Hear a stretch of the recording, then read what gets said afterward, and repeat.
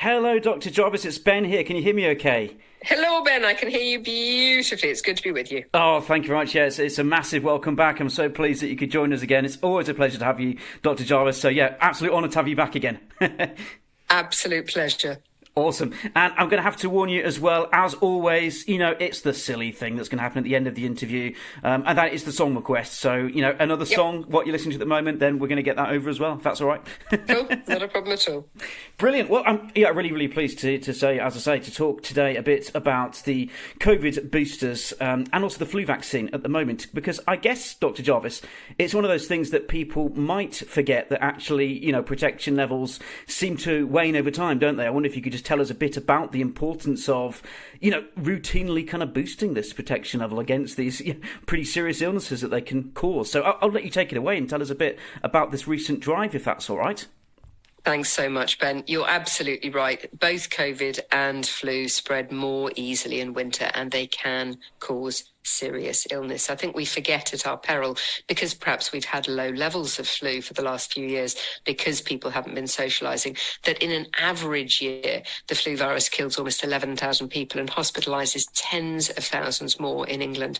Now, if we have a bad year, it can kill over 20,000 and hospitalise again far more people. And this year, it does seem likely that because of a combination of us socialising more, we are hopefully going to have the first thing that's vaguely close to a normal Christmas for 4 years, but also because our immunity has been lower, because we haven't been socialising as much and flu virus hasn't been circulating, it's quite likely that we're going to have a bad flu year.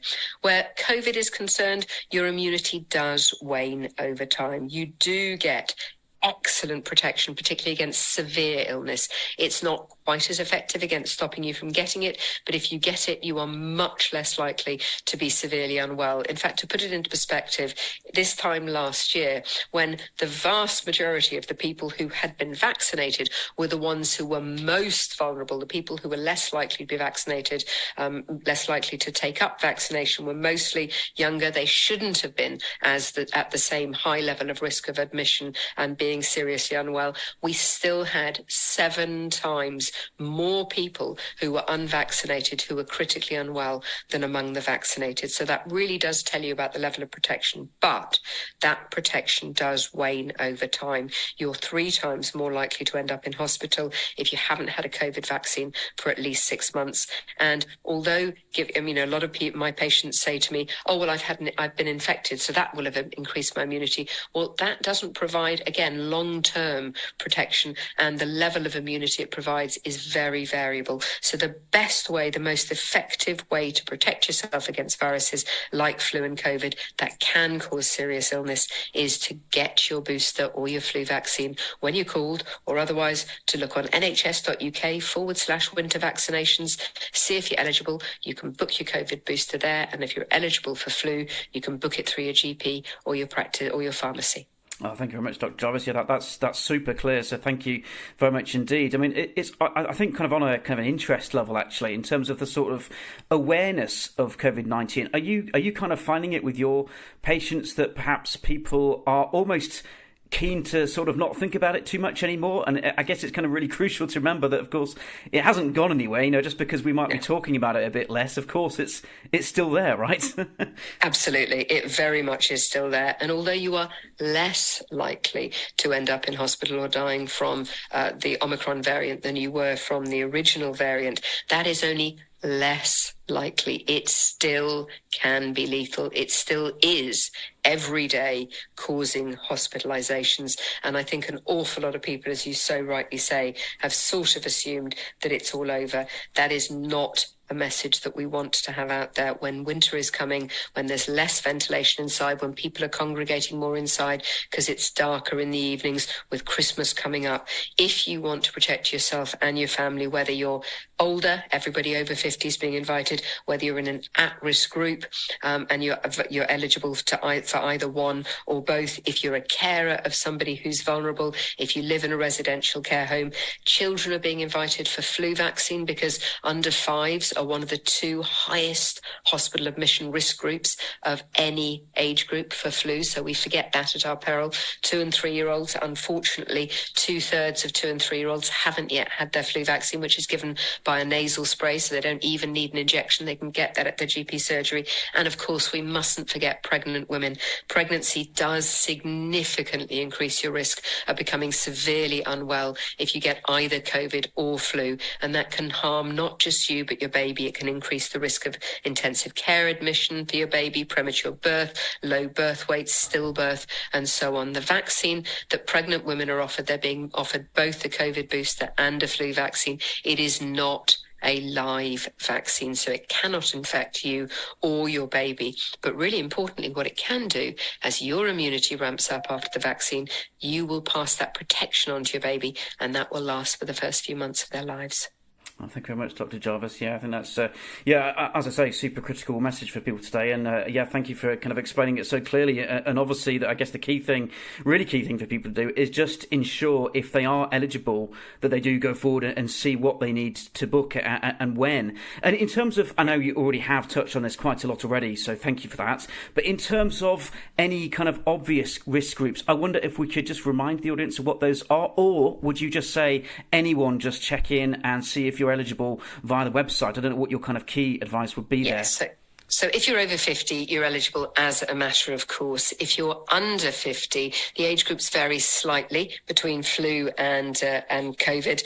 But if you're under 50 and you have any underlying health conditions, or if you're a carer, or if you live with somebody who's vulnerable, any of those people really must be, please, checking up on nhs.uk/winter vaccinations. You may well have already been invited for your flu vaccine and indeed your COVID booster if you are in one of those at-risk groups. But if you haven't been, or if you've ignored the invitation, please, for COVID, go online to that website, nhs.uk/winter vaccinations, because you can book the vaccine there.